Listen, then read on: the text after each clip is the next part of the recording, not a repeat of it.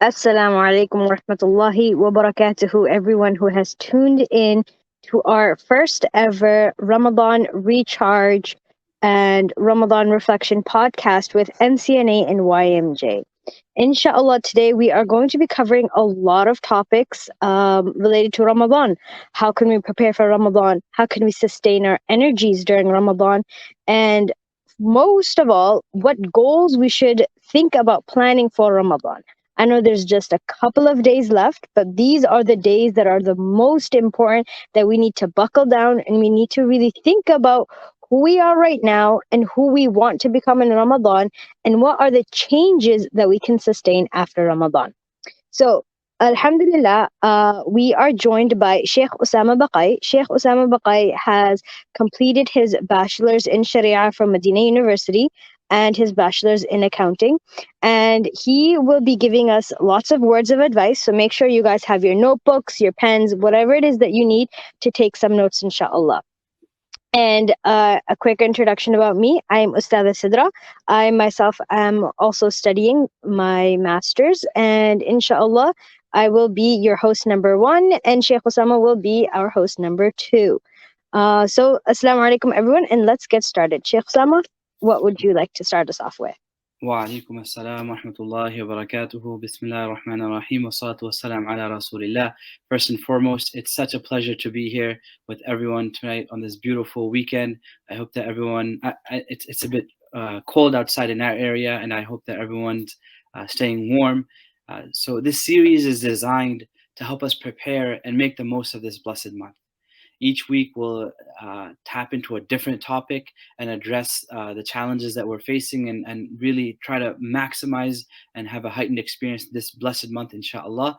We'll be discussing the importance of Ramadan specifically in this and a lot more in this week. And then in the coming weeks, inshallah, we'll have dedicated topics on how we can make the best of this month, inshallah. I'm very excited, and I'm happy that everyone was able to join us today. And I'll hand it back to you. Alhamdulillah. Honestly, I'm really, really excited for Ramadan. I know some people are a bit overwhelmed or they're stressed out or they're like, how do we make more time for increasing our spirituality? But I really, truly feel like the things that are important to us, we do make time for it. So just by being here, you guys are already on the right path. Or you've taken the first step to preparing for Ramadan because you've taken that time out of your busy schedules, out of your busy days. Maybe you finished your homework before, maybe you're planning to do your homework after, but you are here and that's what matters the most. So, Sheikh Sama, what have you been doing currently to prepare for Ramadan so far? That's a big question, and Allah subhanahu wa ta'ala has blessed us with this month of Sha'ban, and this is the month that is from the Sunnah where the Prophet ﷺ would start his preparation, right? Just as any athlete would, before their big match, before their big game, before the marathon, they would start warming up, they'd start getting their body physically ready, mentally and spiritually ready as well. Our Prophet ﷺ was alert and ready in the month of Sha'ban, exerting himself and preparing himself so he can reap the rewards in the blessed month of Ramadan. If you start with energy, you'll be able to get the most out of the month. But if you're caught blindsided by the month, and obviously it's going to be a bit difficult. So for me personally, I have increased the amount of dhikr that I'm doing. So that's Mm. one key area that I'm focusing on, that getting my tongue moist with dhikr. So when the month of Ramadan is here, I'll already be in that habit, inshallah. How about yourself, Asada? What's your action item that you've been focusing on prior to this Um, month? Since last Ramadan, subhanAllah, I was like, why do I only try to work on good habits during the month of Ramadan? So I kind of like made like a habit tracker to try to motivate myself to be a better Muslim on the daily. So even if it was just like two or three things from Ramadan that I did last Ramadan, say for example, I wanted to do daily istighfar 100 times a day, and then I really, really tried to, increase my Quran reading, not memorization, not just revising, but just reading. So those are a couple of things that like I've been trying to sustain over time. Of course, things go up and down, and sometimes I'm super busy, and sometimes, accidentally my priorities shift. But I've been really, really trying to get into that mindset of motivating myself to continue those habits. And then in Ramadan, adding more, and then hopefully sustaining more good habits as well. What do you think are some other habits I should think about adding other than your habit of dhikr as well, which is an absolutely phenomenal habit to add as well? Yeah. No, I really like your habit of having a tracker. We'll discuss that a little later on, but that's something you want to jot it down. Definitely add that to your list of action items and things that you want to take away from this webinar, inshallah, this podcast. So Ramadan's right around the corner. It's important that we start preparing. Um, the way I want to frame this is that we need this month. We need Mm, this. We're 100%. desperately in need for it. You know, when you're on Wednesday in the week and you've had a rough week already, you're looking forward to Friday evening. You're looking forward to that weekend when it's been cold winter and you've had just a really difficult semester so far, and you're just really looking forward to that spring break. You get nicer weather, enjoy time with your family, just get your mind off school. This is it. This is it. This is our spiritual vacation that we're looking forward to. So building that excitement, right? Building that excitement that we're headed towards our spiritual vacation. This is something we're desperately in need for. And I'll be very frank, right? We lose track of our spirituality because of the busyness of the year. But Yeah. Ramadan is that time to recalibrate. Ramadan is that time to recalibrate and rejuvenate ourselves and get a jump start in our spirituality and give our hearts that connectedness to Allah subhanahu wa ta'ala that we need, that we're so desperately yearning for. I really like those words that you use, recalibrate and rejuvenate, because it's so different than the current mindset that, we've been taught as children about Ramadan, that, oh, Ramadan is this like boot camp, and, it's so strict and you can't do this and that and that and that. But you know what? It's so important to reframe it in a more positive way that, yeah, sure, it's like a boot camp, but it's more like you said, it's a spiritual vacation. No one looks forward to going to a boot camp. No one wants to go to a boot camp. It's a punishment to go to a boot camp.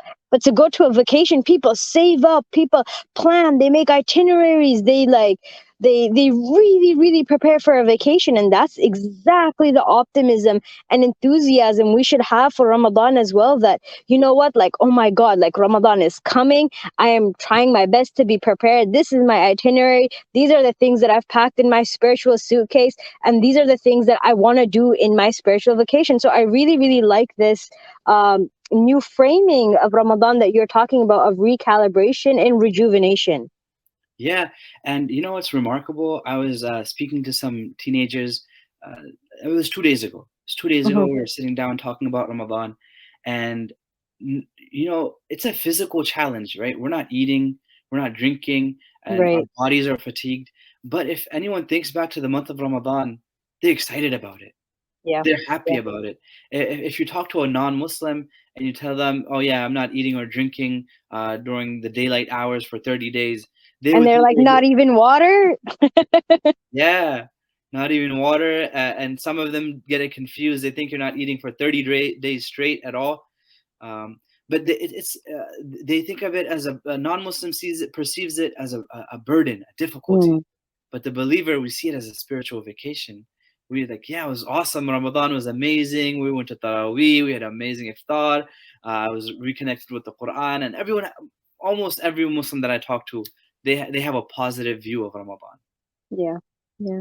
Alhamdulillah, inshallah, bidnillahi ta'ala, by the end of this podcast, hopefully we're able to inspire just a couple of more mindset shifts. Before we do get more deep into our discussion, inshallah, we'll be watching a video by Imam Asif Hirani, inshallah. Inshallah. And before we jump into the video, if I may, Of course, this of course. is this is a key takeaway that I think everyone should jot down as well. Ramadan is a time for human connectedness. It's awesome. We have YouTube lectures. We have these podcasts. You're going to have connection to scholarship through videos. But what's really important is getting connected to scholarship at the grassroots levels in your local masajid with your local imam, right? Go up to your local imam and thank them. Thank them for leading the salah. Thank them for all the hard work that they do in delivering lectures and being there for the community. And one of the sunnahs from the Sahaba, it's a sunnah of the Sahabi, right? That what something that the Sahabi used to do. They were the people of Jannah, so we want to see what they did, how they interacted with the Prophet ﷺ. They would go up to the Prophet ﷺ and say, Ya Rasulullah, give me some advice, right? Obviously, they're already hearing so many hadith, they're benefiting so much. Just like us, we're learning so much about Islam through our classes, but going up to a mentor, going up to the Imam and asking them, hey, what's your one advice that you would give to a 11-year-old as a Muslim and going to public school? Just having that conversation, building that human relationship, I think that will go a long way. Imam Asif is a huge gem. Let's see what he has to, what insights he has for us about this blessed month.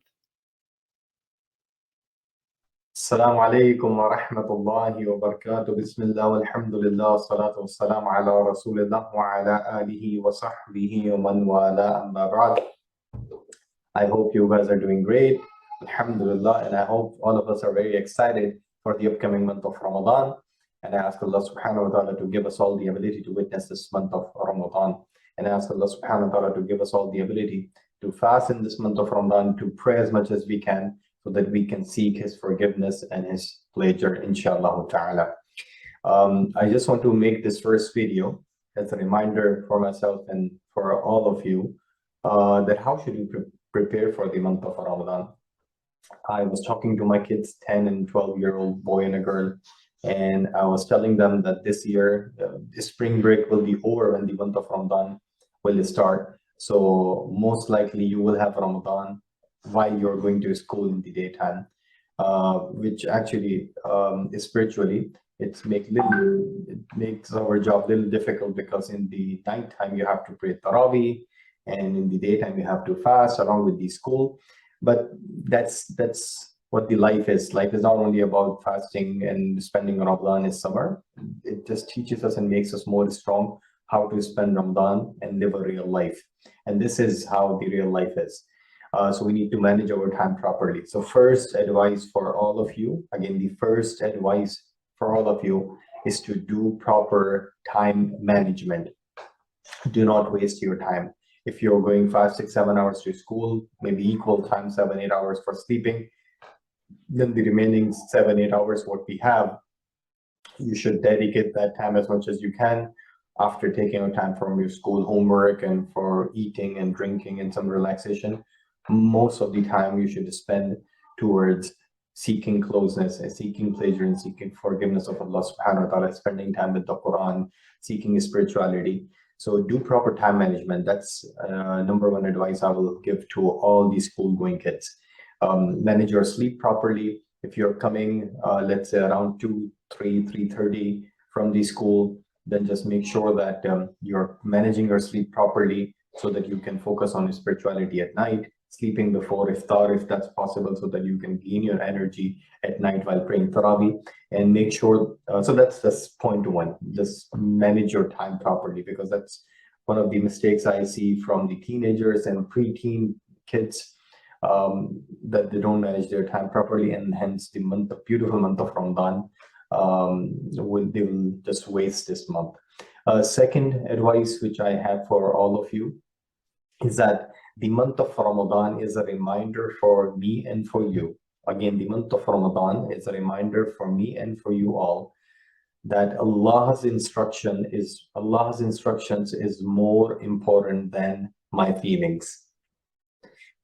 How? I'll tell you with an example. So let's say after Salatul Asr in Ramadan, I will be feeling hungry. I will be feeling thirsty. But Allah subhanahu wa ta'ala said no to eating, no to drinking until Maghrib. So even though I'm feeling hungry, even though I'm feeling thirsty, I'm not supposed to eat anything. I'm not supposed to drink anything. Why? Even though that thing is halal, that meat is halal, that apple is halal, that water is halal for me. But in Ramadan, Allah made those halal things haram. Why? because Allah subhanahu wa ta'ala wants to teach us in this Ramadan that Allah's instructions are more important than my feeling.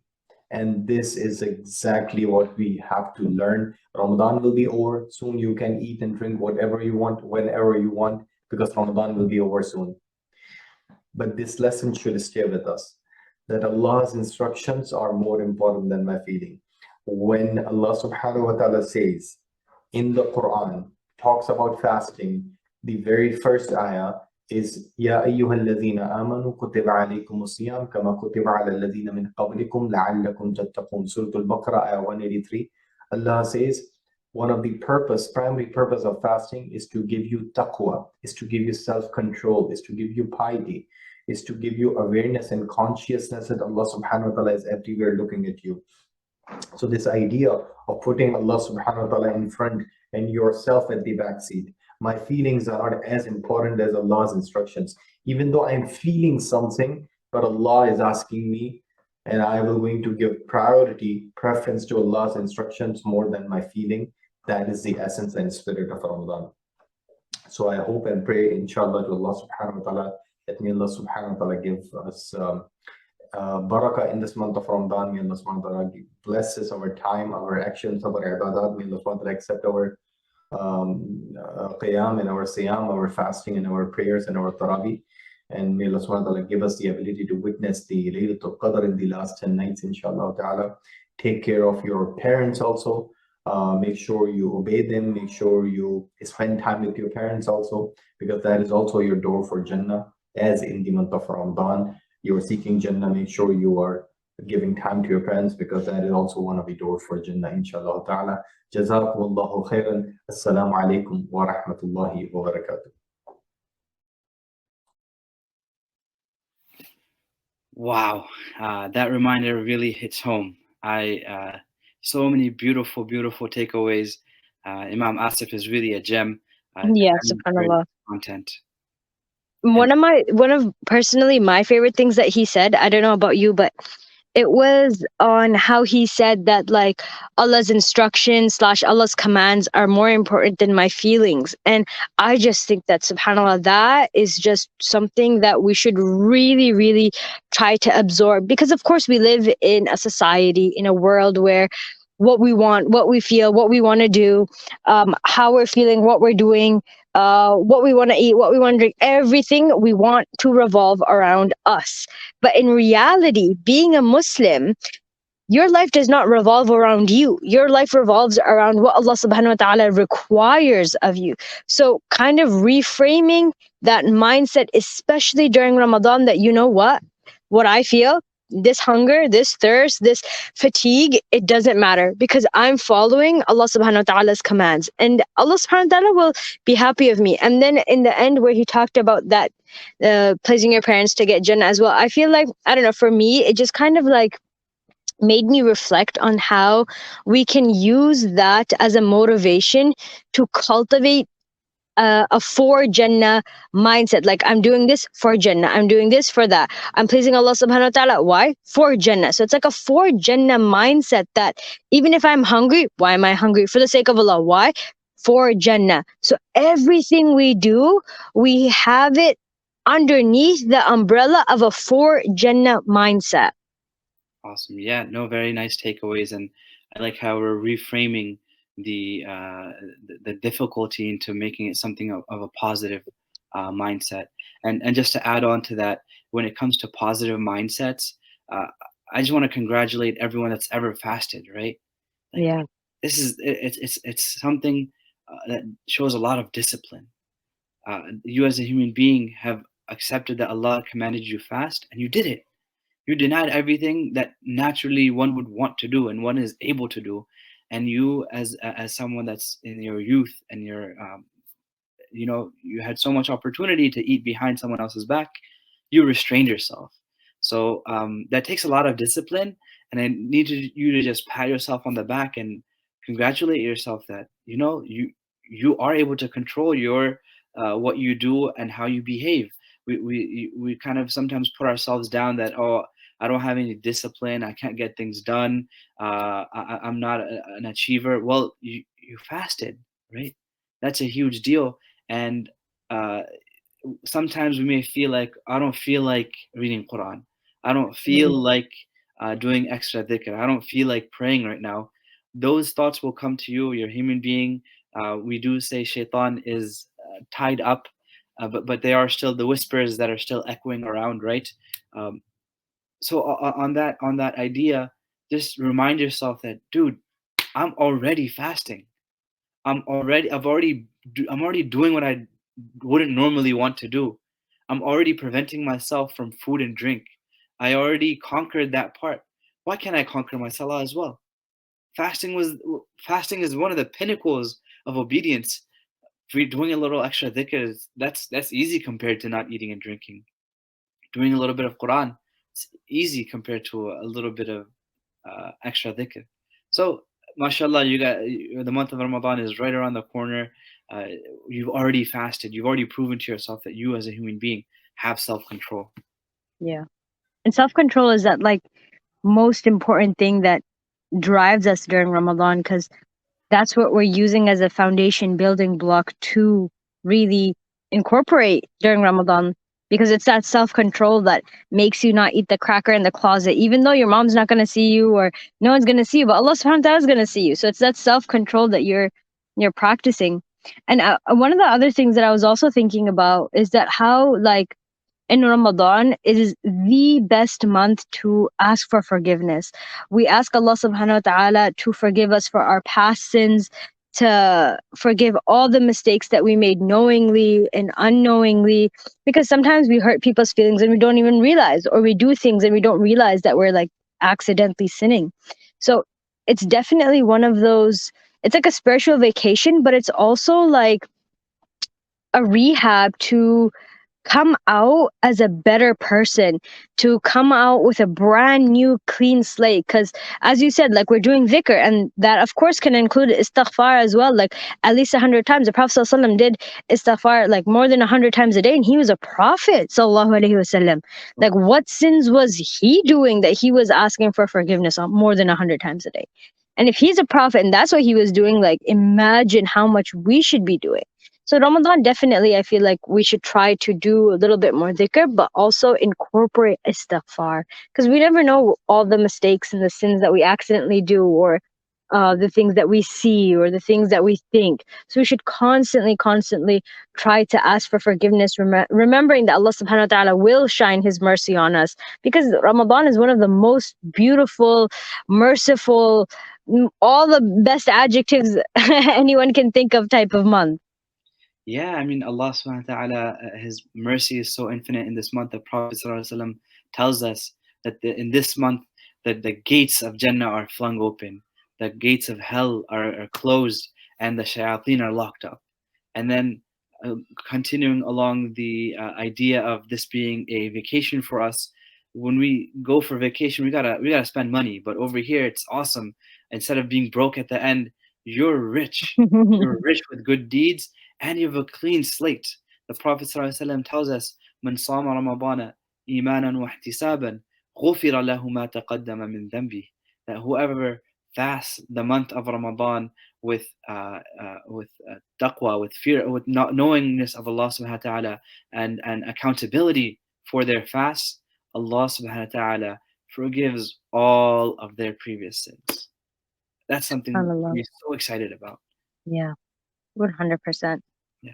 And Ustada Sidra, I know you have a very specific talent in time management and organizing. Sheikh Imam Asif Hirani mentioned about time management, and he mentioned a few points. But can you kick us off in that direction about discussing some things more practical we can do in our day-to-day lives, adding on to what the Sheikh already mentioned? Sure. So I know we were talking about the habit tracker. So originally, when I made that habit tracker, I was thinking about how when I'm in Ramadan, I feel like a really good Muslim. I feel like what I'm doing, I'm doing for the sake of Allah. Like I really feel like a good Muslim. But then I realized in the rest of the month, I just feel like a basic Muslim. And there's nothing wrong with being a basic Muslim. It's just that I have this desire to be a better Muslim. So more than just basic, to constantly be better and try to improve, because of course everyone can improve. So that's how I made it actually started out as like a Muslim good deed tracker, and I just wrote a bunch of different good deeds that I wanted to do, like even if it was like smile at someone, and then if I did it that day, I checked it off. Or it was read Quran for 15 minutes, read an Islamic literature book for 15 minutes, do istighfar 100 times, make sure I do fresh wudu before each prayer, and then I do tasbih after each prayer and dua after each prayer. And the dua part I actually added recently because I realized that that closeness that you feel in dua, it's like it's really different than the closeness you feel in dhikr and the closeness that you feel in salah. Because when you're just completely talking to Allah subhanahu wa ta'ala, and you know deep inside your heart that He is the only one that truly understands you, it just makes like love flow from your heart.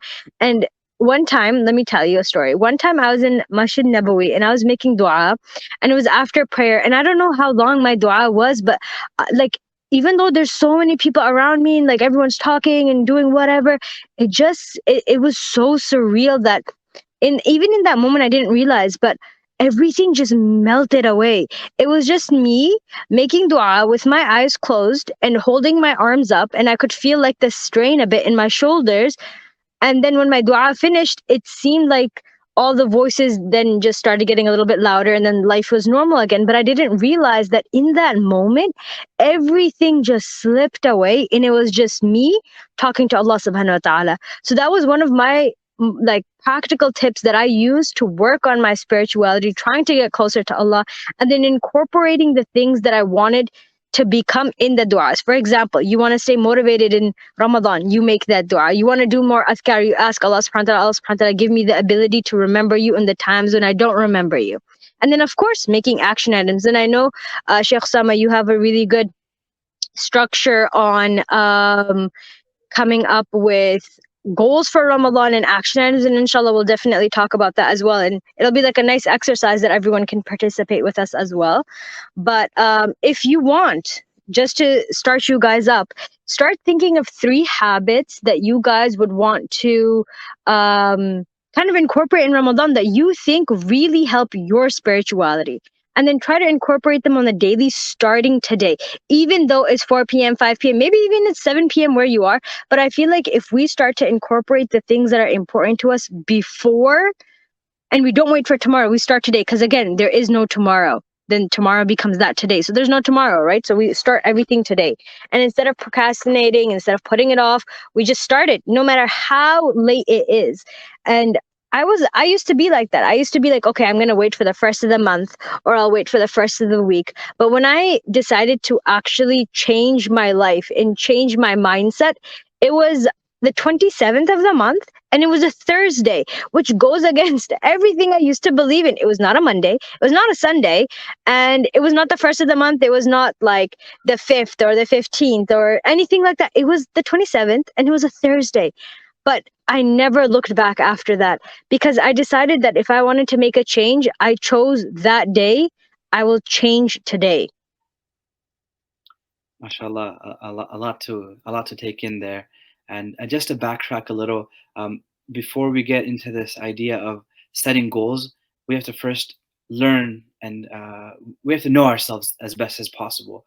So just one of the steps to do that is taking a moment and thinking about your day, maybe writing it down. What are some things that happen every day in your life? What time are you waking up? What time are you going to school? What time are you home from school?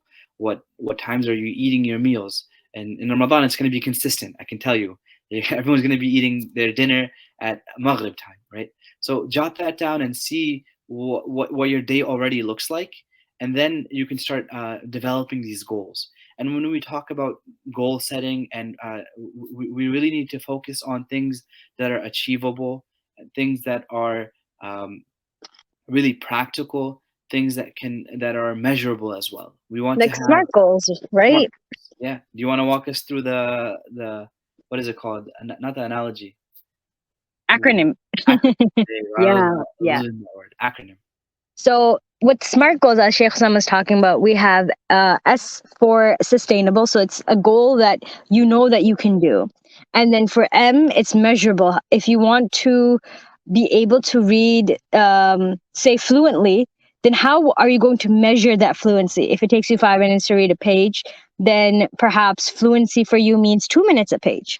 And then A is for attainable/achievable. Do you think you can do it?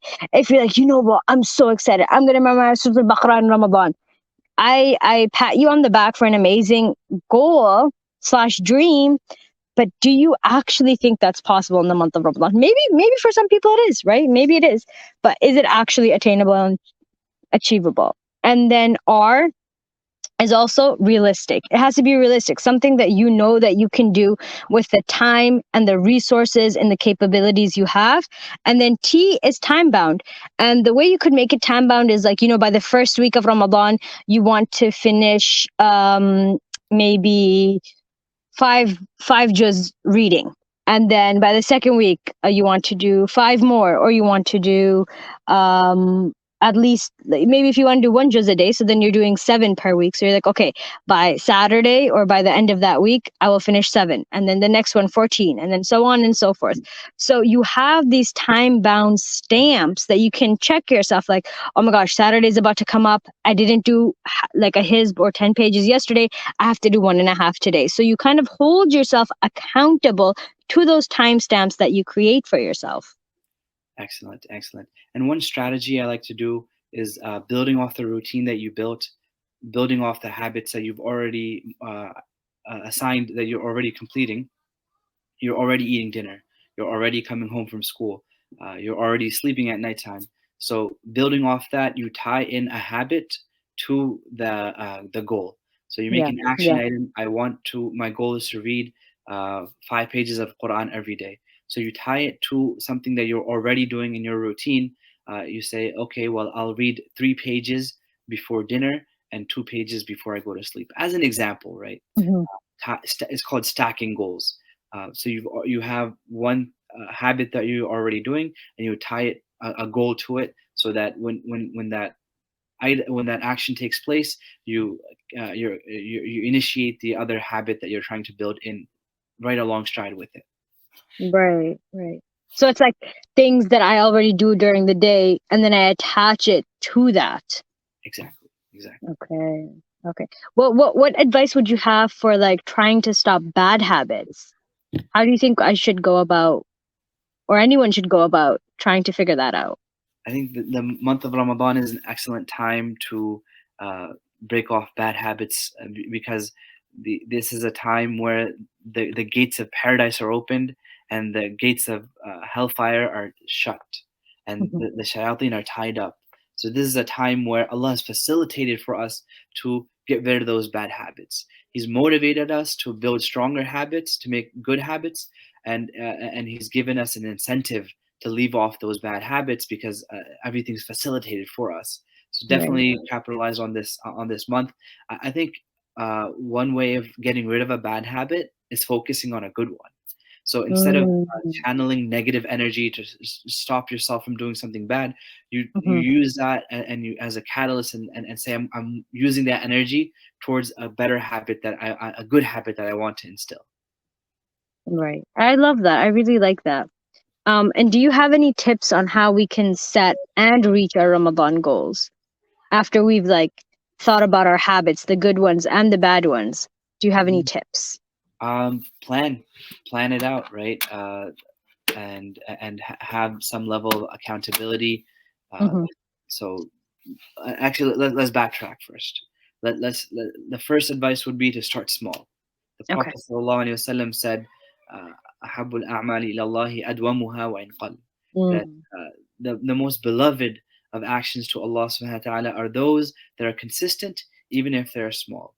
So when you're coming up with your goals, uh, come up with things that are small and consistent. And very important that you write it down. Very important that you write it down so that you have it documented yourself. And research shows that someone that writes it down or verbalizes their goal is more likely to achieve their goal or achieve the task that they have set out to do. And I can go through some academic papers, but I'll give you an easy analogy. Mm-hmm. We've all been to a theme park. We've all been to Six Flags, whether it was Boston, New Jersey, California. You've all been to a theme park. When you're about to sit on a roller coaster, they make this announcement, and then at the end of that announcement, they go like this and they make a physical check, right? The purpose of them doing that is to make it's an action where they're verbalizing what they're doing, and they're tying it with a physical action as well. Instead of writing it down, they're doing a physical scan. And research shows that the number of accidents that happen on roller coasters Mm-hmm. significantly went down following this procedure that was implemented. So just the fact that it was articulated, just the fact that they made that action, it reduced the amount of accidents that happened on roller coasters. Now, tying it back, how do roller coasters and Ramadan, what do they have to do with each other? This is it. This is it. If we write down our goals, if we express it to someone else, we're more likely to achieve those goals, right? I said, make a plan, get support, get support. Um, be it with your family members, your siblings, your parents, your friends. Tell each other your goals and have accountability from one another. So you make it a challenge between your friends. Hey, every day we'll do at least 2 pages of Quran, and then you kind of, when you see each other at Taraweeh, you'll ask, hey, did you get it done? Or you have a text chat that's going on. You give each other check marks that you did it. Or with your parents, with your family members, your siblings, making it a nice a joint effort, right? When you're doing with other people, you're more motivated and there's more accountability. Be consistent and be patient. Don't be too harsh on yourself when you see something that when you miss a milestone. It's not the end of the world. Pick yourself up and keep going. This is the month of Ramadan. Allah's got you. Allah's got you. Yeah. Sada Sidra, I know you have a lot of tips as well. Would you enlighten us, please? I think the habit tracker slash checklist. I feel like I didn't mention that, but by the habit tracker, I mean like, let's say you have Monday, Tuesday, Wednesday, Thursday, Friday, and then you check it off on the days that you do it. Or a Ramadan journal. Subhanallah, there are so many Ramadan journals available. You can go online, and I believe MCNA YMJ has their own Ramadan journal as well. So you can definitely contact your local chapter and get one for yourself, for your friends. It's a game changer. It's an absolute game changer. With an ayah, like say, even if it's an ayah a day, you memorize that ayah, you learn a tafsir, you think about, oh, what are the practical ways I can implement this? Or a hadith a day, you read the hadith, you memorize the hadith, and then learning how to implement it practically as well. Like Ramadan journaling, I feel like is one of the best ways that I sustain my goals in the month of Ramadan. In terms of preparation, perhaps I'll create the goals, but then in terms of sustaining, Ramadan journaling is definitely like the most important type of journaling that I do, because it really helps me stay on track. And then say like I'll evaluate myself, and anyone can obviously should evaluate themselves that, how was this week? How did I do? What habits were easy for me? What was difficult? And then how can next week be better? Because we don't want to plateau, right? We want to be on a roller coaster that only goes up. If we plateau, then we're staying the same, but we want to be better. Like a strong believer, a mature believer, is the next day is always better than the day that has passed. What do you think? Do you think that that would be something that, could be beneficial, Sheikh Sama? 100%. As we had mentioned, taking accountability. The hadith said, "Man sama Ramadana imanan wa ihtisaban," right? This is the component of ihtisab, where you're making sure you hit as high as you can, inshallah. So that checklist will definitely come in handy. I have a business background, so we say whatever doesn't get accounted for doesn't get done. So if you're not taking into account as it gets, as you accomplish it, you'll forget if you did it, or if you wouldn't know if you met your markers. Yeah, exactly. And I think that it's important to also think about how can we fast in a way that's happy and healthy. So now we'll be listening to a talk by Sister Hanifa, inshallah, who's going to kind of run us through how we can sustain being happy and healthy during Ramadan as well. السلام عليكم ورحمة الله وبركاته. رب اشرح لي صدري ويسر لي أمري واحلل عقدة من لساني يفقهوا قولي. My name is Hanifa Hamid Diwan. I'm a registered dietitian. Alhamdulillah, with the ni'mah of Allah subhanahu wa ta'ala, for the last 25 years, I've had the opportunity to help people eat well and lead healthy lives. Now we are going to start the month of Ramadan, so let's start with the dua. Allahumma balighna Ramadan. Oh Allah, let us reach the month of Ramadan. Now in the next couple of days, we are going to be starting our fast. Fasting is very beneficial to our bodies, and we have been very lucky to be gifted our bodies by Allah subhanahu wa ta'ala. And Allah has given us our bodies as an amana, which is a trust. So it is our responsibility to make sure that we look after our bodies and treat them well. And that means that we should be careful of what we put into our bodies and what type of food we eat, because this has an impact on our physical and spiritual well-being. And the type of food we eat affects our behavior and our personality. Now, fasting in itself is a shield from many illnesses of the heart, the body, and the soul. So it is up to us to make sure that we take the benefits of the fasting. Now, when it comes to our body, fasting gives our body a chance to recover, repair, and recharge. Actually, scientists have found that when we fast, it actually helps boost our brain. And the reason for that is that the body is actually able to produce more brain cells because it gets a chance to slow down and repair what it needs to repair. And as a result, we are able to have a better mental focus. And I'm sure you will realize that in the month of Ramadan, we're able to read Quran better, we're able to focus on our prayers better. Again, that's from the bounty and blessing of Allah, and also the fact that our bodies are recovering. And also fasting gives our body a chance to detox. When we're not eating and drinking, the digestive system gets a chance to rest and a time to heal. And also what happens is our bodies use fat as energy. So when they do that, they also get rid of harmful substances from our body. So we have a really, really good chance for our bodies to detox. And also fasting gives us discipline. It gives us a chance to get rid of all the bad habits that we may have developed in the past year. So things such as making sure that we eat good food, we exercise, all of those things we can start doing better in the month of Ramadan. Now, a way that we can exercise is when we go for our Taraweeh prayers. The Taraweeh allows our body to move more than maybe we usually do. And as long as we do all the movements correctly and we perform our prayer correctly, we actually benefit our body, our joints, and that sort of thing. And at the same time, we also connect with Allah subhanahu wa ta'ala. So when we go down into sujood, we are having a direct connection, but we need to make sure that we are actually doing those things properly. So when we're fasting, it allows us to spiritually connect with Allah subhanahu wa ta'ala. It gives our body a chance to recover as well. Now, in Islam, overeating has also been something that's been discouraged. And the reason for that is because it causes laziness and it prevents us from being spiritually active. So it's very, very important that we put the right things into our body and that we eat well. So another good habit that we could start in Ramadan is maybe eating foods that are a little bit better for us. So not eating so many sugary foods or fried foods and things like that. So Allah subhanahu wa ta'ala has said in Surah Taha that eat of the good and wholesome things that we have provided for you for your sustenance, but do not indulge in excess.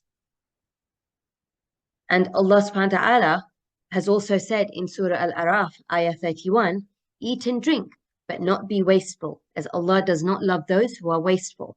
Now that can mean not eating too much and throwing food away, which sometimes happens, which we should try to avoid. So only take as much food as you need and share with others. Be generous. That's a good habit to develop in the month of Ramadan as well. Alhamdulillah, in this country, we have a lot of food. It's not that we are struggling and don't have enough food to eat. So when we learn to eat a little bit less in this month and share with others and be generous, we're also helping our bodies to learn to eat less. Because, as I said, we have a lot of food available to us, and we should be grateful for the bounties of Allah subhanahu wa ta'ala and not overeat. And also, the Rasul said, the children of Adam fill no vessel worse than their stomach. Sufficient for them are a few morsels to keep their back straight. If they must eat more, then there should be a third for food, a third for drink, and a third left for air. So the main reason for that is that when we overeat, we do feel lazy, and we're not going to be able to worship Allah in the way that we should and we need to. So let's use this month to make sure that we're not overeating, that we're giving our bodies a chance to recharge and recover and repair, and that we are increasing our spirituality by being generous to others when it comes to food, and making sure that we go out and we appreciate what Allah subhanahu wa ta'ala has given us, or reflect upon what Allah subhanahu wa ta'ala has given us. Now is the time of spring, and when we go outside, we see the trees blossoming, and those trees that are blossoming, a lot of those will give fruit. So we should be grateful and reflect upon the fact that we have those things available to us. And then we should think of others that may not have those opportunities. So let's be generous with our food. Maybe go and donate items to your local masjid who will be distributing food to people who are in need. And let's make sure that we also are very generous in our time and our efforts when it comes to worshipping Allah subhanahu wa ta'ala. Inshallah, these tips have been beneficial, and may Allah subhanahu wa ta'ala help us to benefit from this month of Ramadan. Ameen. Assalamu alaikum wa rahmatullah. Wa alaikum assalam wa rahmatullahi wa barakatuhu. MashaAllah. Subhanallah. So many amazing points. How we can fuel our bodies, especially during Ramadan. One of the more important things that I feel like the sister also talked about was how we should be generous with our food as well. Ramadan, just because we are fasting during the daytime, doesn't mean that we go crazy during iftar time, but rather we control ourselves in all sorts of moderation as well. What do you think, Sheikh Sama? 100%. It's all about knowing yourself and doing what's in your best interest, not what your desire. You already overcame your desires by not eating and drinking, so don't spoil it right after you're given that permission.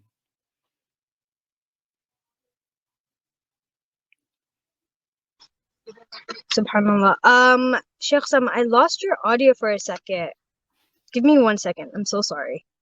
Okay. We can still hear you, and I'm not sure if everyone else can hear me, but inshallah we can continue our segment with a beautiful reminder about the physical component. As we mentioned, Ramadan is for your physical body, your spiritual body, your mental body, your mental health, sorry, and the last one, social, has a very big social component as well.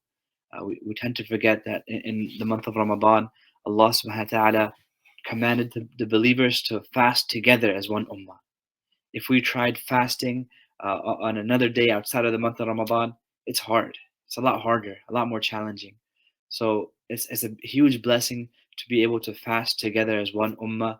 And there's a social component in it as well, in that we break our iftar together with our family members. That's the smallest, closest unit of society is your nuclear family. So be very respectful of them, help them out, be there for them, and then be there with the community for breaking the iftar. If you're at the masjid, pray Salatul Taraweeh with the community members. You're going to see your friends, spend time with them, right? Get closer together with them, because you're going to be seeing them every night of this blessed month. We do have one more video from the Sahaba series video contest winner, Sister Ira Ashraf, mashallah, a young, talented individual. This video is short and brief, but it hits home a very amazing message, and we want to continue to revive our connectedness with the Sahaba, radiallahu anhum ajma'in, the beautiful companions of the Prophet sallallahu alaihi wasallam. So much to learn from them, so much to benefit from them. We're going to play that video for you now. Bismillahirrahmanirrahim. Assalamu alaikum wa rahmatullahi wa barakatuhu. Today my topic is about Abu Dhar al-Ghafari in search for truth. Abu Dhar al-Ghafari has many special qualities, but today we will be talking about one very special quality: his search for truth. When he heard about Islam and the Prophet Muhammad sallallahu alaihi wasallam, he wanted to find out more, so he decided to travel to Mecca. In Mecca, he had a hard time finding the Prophet Muhammad sallallahu alaihi wasallam because most of the people he found were disbelievers, and they got upset if he asked about Islam or the Prophet Muhammad sallallahu alaihi wasallam.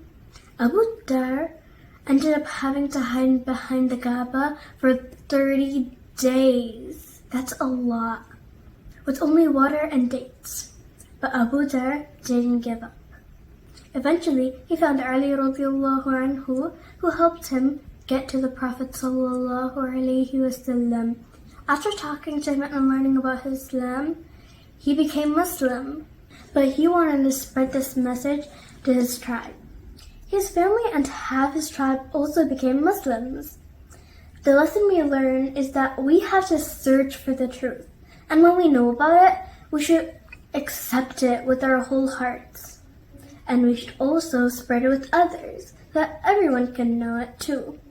Even sometimes everyone doesn't listen, but we should keep on going. I will follow this quality of spreading the message of Islam to as many people as possible. For example, my community, my school, my friends, and more inshallah. I hope you enjoyed this video. Assalamu alaikum. Wa alaikum assalam wa rahmatullahi wa barakatuh. MashaAllah. Beautiful, beautiful reminder by Sister Ira. She was the Sahaba series video contest winner, and congratulations to her and her family. MashaAllah, a very, very nice video. One beautiful how this relates to the month of Ramadan. I want to make that connection. She talked about searching for the truth. Now, there are other people that we're going to come across who are not fasting, our non-Muslim friends and community members that we're going to see at school. Give them the blessing of Ramadan. Tell them about this blessed month. Let them know what you're doing, and don't be shy about it. Don't be shy about it. Continue the legacy of the Sahaba and imparting the blessings of Islam, so they too can enjoy and learn about this beautiful religion. We're going to move on to the final segment. Involves a Q&A from our listeners. So please go ahead and post your questions in the chat if you have any, inshallah. You can post your questions, inshallah, and then Sheikh Osama will answer them. It can be any and all types of questions. If it's about how can we be more like the Sahaba, how can we incorporate those types of characteristics during Ramadan, absolutely anything.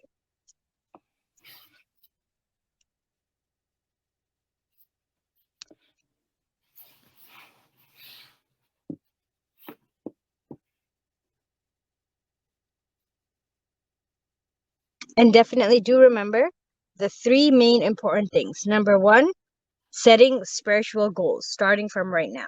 Number two, thinking about the good habits that you want to sustain during Ramadan. And then number three, what are the type of things that you think can make you a better Muslim? So we do have a question from Sister Iman. How can we organize our Ramadan journals to make the most out of it? Sheikh Sama, what do you think? Sada said that this is in your court. So I'll let you answer this one about organization and planning. So Iman, this is a very, very good question. If you don't have access to buy one, there are really, really amazing PDFs outside that you can definitely take inspiration from. What I like to do is I have a section for my motivation or my goals for that specific day. And then I have a section that tracks my prayers, if I did my azkar after prayer, and if I did dua after prayer. And then I have another section for my Quran reading, memorization, and revision. How much did I do that day? So I can keep track. And then I have a smaller section on the other page to evaluate myself, that what is like, how did I do good today? Or what were the challenges? What were the obstacles? How can I do better tomorrow?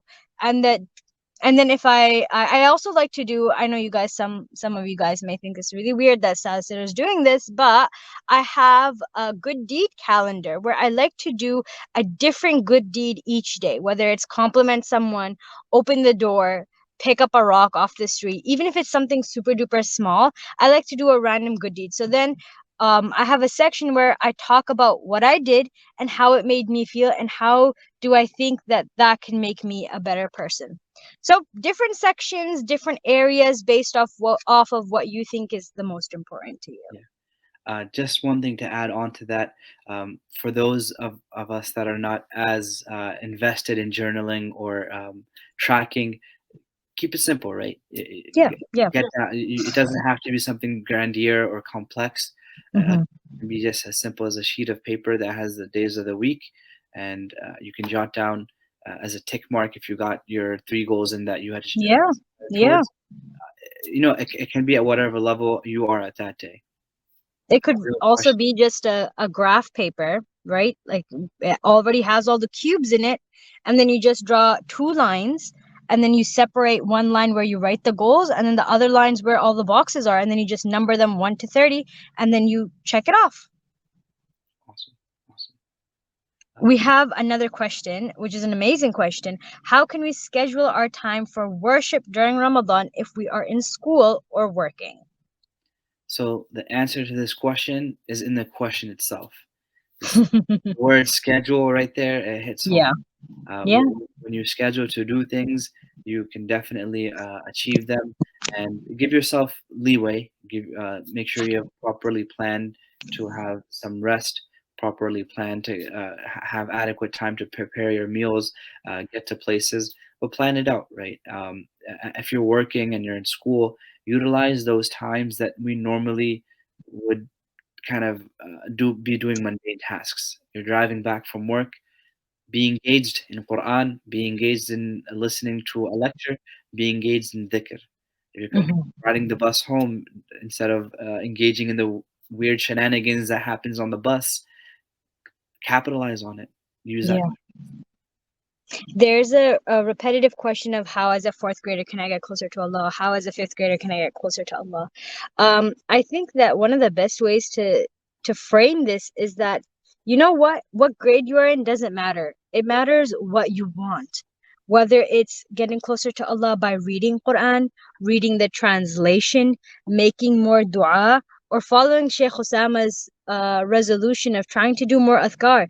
Maybe instead of singing a song that is stuck in your head, you say the kalima, you say la ilaha illallah, you say astaghfirullah, you say subhanallah, you say alhamdulillah, or you memorize new adhkar and you keep your mind continuously focused on that. What do you think, Sheikh Sama?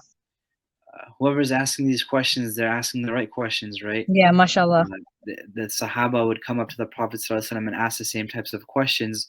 So that's a huge congrats to you that you're thinking about coming closer to Allah. And you know that piety is usually not a word in the vocabulary of a 5th grader or a 4th grader. It's not a word that a middle schooler would normally use, but realize that this is what we're trying to achieve. We want to be pious, and we want to, because piety is what gets you to be the people of Jannah. Yeah, 100%. We'll take one more question, inshallah.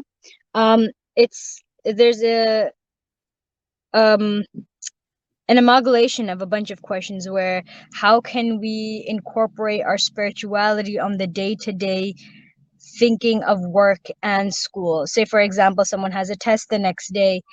Should they not fast? Should they not go to Taraweeh? How can we find that balance, and how can we support ourselves, our friends, and encourage and empower us? Sheikh Sama, what do you think? Right before I jump into that, the one I see on the screen, do you break your fast when the muadhin says Allahu Akbar, or do you wait till the adhan is completed?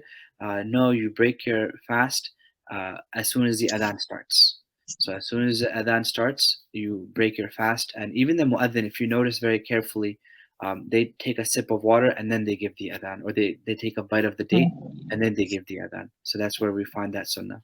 The big question of how to get the energy when you're not really feeling it, or you had a difficult day, but you still need to get your spirituality in. Um,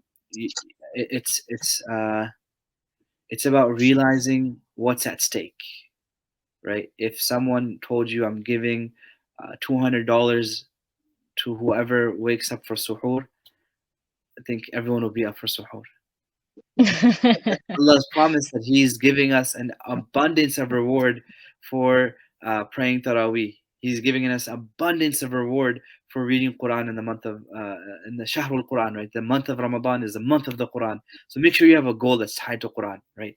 Taraweeh, a huge amount of reward tied to praying Taraweeh, a huge amount of reward tied to feeding others.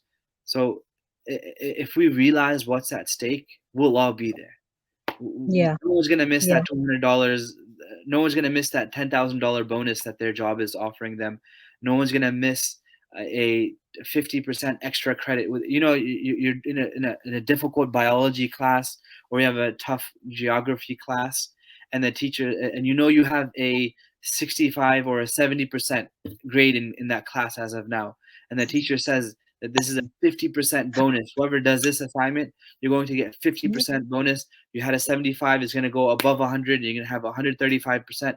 So you can even make more mistakes but still be okay. This is what's at stake in the month of Ramadan. This is where we find motivation. When we know the stakes are so high, we'll do it. We'll put that effort in. 100%. Making sure that we remember that motivation, that even if it's not $200, you know what? It's 2,000 gazillion hasanas. It's 2,000 billion gazillion days of actually not more than just days, eternal happiness in Jannah. So that should be our motivation, that we please Allah and we go to Jannah.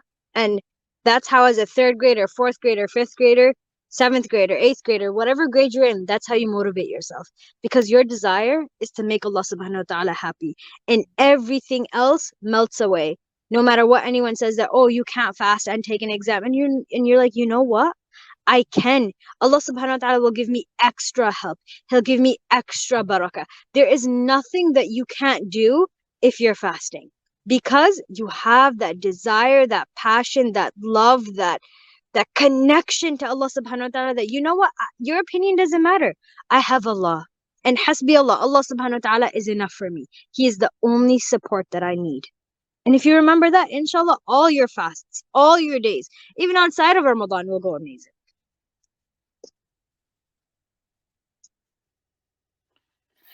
Yeah, I think that wraps up our podcast. There are still a number of questions coming in, but we are short on time. I think we can conclude here. Yes, inshallah. Jazakallah khairan, Sheikh Osama, for all of your amazing tips, all of your advice, all of the suggestions. May Allah subhanahu wa ta'ala make this gathering beneficial and rewarding for all of us, and give us the ability to really, really act on all the goals that we have decided to make. If you would like some homework, your homework would be come up with 5 goals based off of the things that we have discussed in this podcast, and add action items. Add, how do you think I can achieve this? And then try your best. And bit tawfiq, inshallah, you will be able to. And then, of course, you can definitely tune in to the rest of our podcast through MCNA YMJ, and it will continue to inspire you.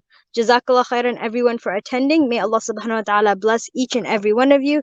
And we will end with Surah Al-Asr by Shaykh Osama, inshallah. Yeah, and please do keep an eye out for our social media to keep up with the latest news, inshallah. May Allah subhanahu wa ta'ala allow us to reach the month of Ramadan. Allahumma balighna Ramadan. We ask that Allah subhanahu wa ta'ala allows us to meet this month with readiness and preparedness, where we're already in the swing of things and we're already motivated and we're already taking action items. We ask that Allah subhanahu wa ta'ala allow us to make the most out of this blessed month. We ask that Allah subhanahu wa ta'ala gives us the ability to exert ourselves and achieve a higher level of spirituality in this month. ربنا آتنا في الدنيا حسنة وفي الآخرة حسنة وقنا عذاب النار سبحان ربك رب العزة عما يصفون وسلام على المرسلين والحمد لله رب العالمين بسم الله الرحمن الرحيم والعصر إن الإنسان لفي خسر إلا الذين آمنوا وعملوا الصالحات وتواصوا بالحق وتواصوا بالصبر جزاك الله خيرا أحسن الجزاء. Thank you all for tuning in and we will see you all next week inshallah. Assalamu alaikum wa rahmatullahi wa barakatuh. Wa alaikum assalam wa rahmatullahi wa barakatuh.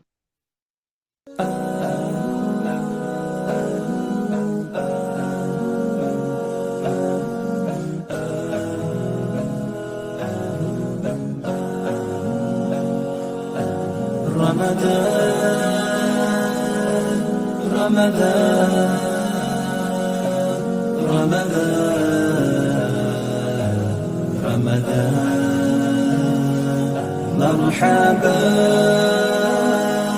يا رمضان مرحبا يا رمضان ni mwezi mmoja uliosankiba